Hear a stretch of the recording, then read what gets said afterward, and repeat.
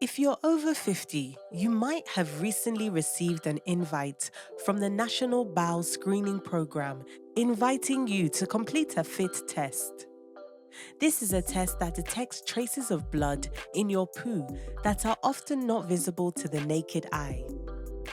It's your choice whether you do this test. However, we strongly encourage you to, as it's quick and easy, and it reduces your risk of dying from bowel cancer by at least 25%. Let's show you how to complete the test. Step 1. Check the label. The test has a label which already has your details. Please check they are all correct. Step 2. Catch your poo. You need to collect your poo without it touching the toilet water. Here are some of the ways you can do this. Putting cling film over the toilet lid. Using a clean, empty container, such as a grape carton or a takeaway container.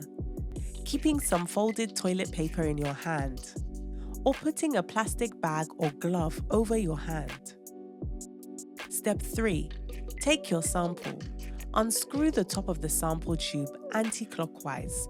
Remove the stick and scrape the end of the stick along the poo. You only need to take a small amount.